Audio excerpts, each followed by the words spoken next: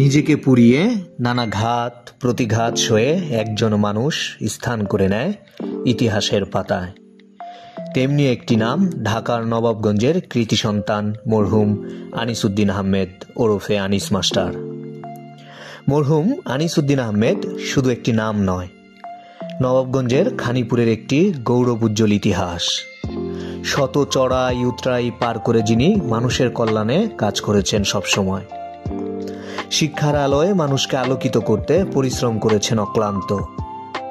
সবসময় নিজ এলাকার মানুষের কথা ভেবেছেন, তাদের উন্নয়নের কথা ভেবেছেন। সমাজে পিছিয়ে পড়া মানুষদের সামনে আনতে অক্লান্ত পরিশ্রম করেছেন সবসময়।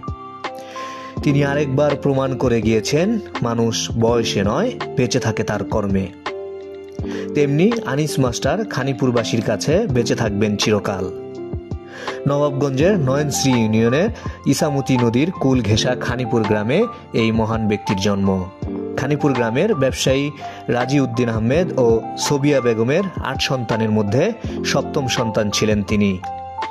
শিশু বয়সেই মাকে এবং কৈশোরের শুরুতে বাবাকে হারান আনিস মাস্টার। জীবন চলা শুরু হয় সরু কাচের রাস্তার উপর দিয়ে চলার মতো। তখন বাবার ব্যবসার হাল ধরেও ছেড়ে দেন।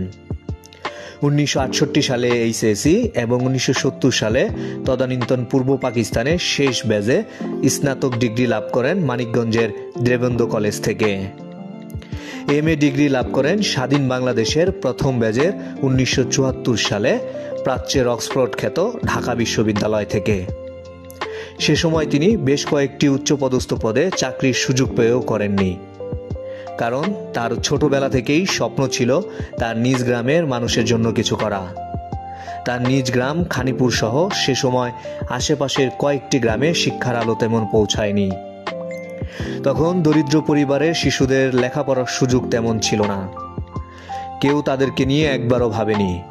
কিন্তু আনিস মাস্টার শৈশব থেকেই ভেবেছেন কি করে শিক্ষাবঞ্চিত শিশুদের শিক্ষার আলোয় আলোকিত করা যায়। তার নিজ এলাকায় একটি স্কুল তৈরি করা ছিল তার স্বপ্ন।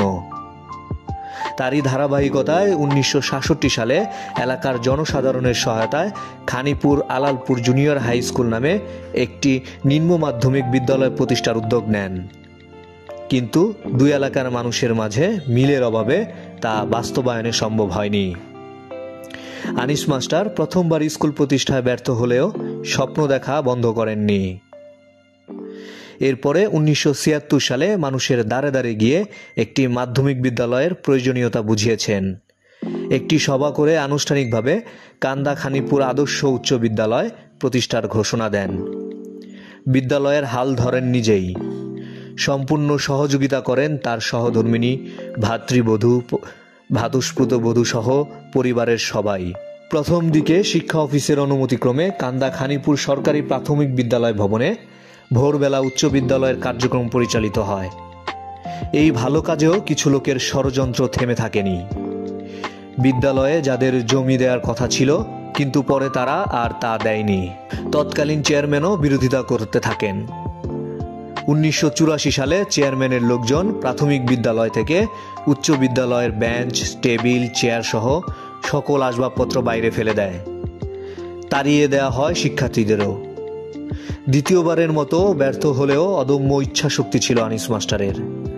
চেষ্টা চালিয়ে যেতে থাকেন তিনি। হঠাৎ 1986 সালে স্ট্রোক করে মৃত্যুবরণ করেন তৎকালীন চেয়ারম্যান। তখন আনিস মাস্টারের ভাই সিরাজ কাজল উপনির্বাচনে বিপুল ভোটে নির্বাচিত হন। সময় আসে বিদ্যালয়টির পুনঃপ্রতিষ্ঠার। চেয়ারম্যানের সহযোগিতায় সাবেক মন্ত্রী আতাউদ্দিন খানের অর্থায়নে আনিস মাস্টার আবার কার্যক্রম শুরু করেন বিদ্যালয়ের। তবে এবার বিদ্যালয়ের নাম পরিবর্তন করে রাখা হয় খানিপুর উচ্চ বিদ্যালয়। বিদ্যালয় হিসেবে স্বীকৃতি পায় 1994 সালে এবং 1996 সাল থেকে নিজ বিদ্যালয়ের নামে শিক্ষার্থীরা এসএসসি পরীক্ষায় অংশ নিতে থাকে।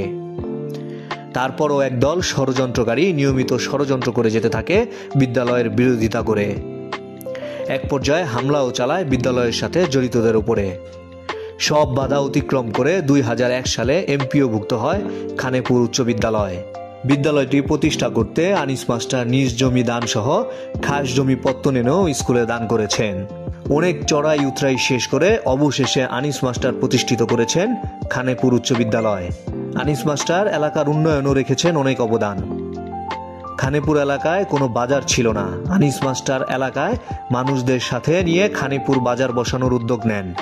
চালু হয় খানেপুর বাজার, যা আজও চলছে খানেপুর বাজার নামে।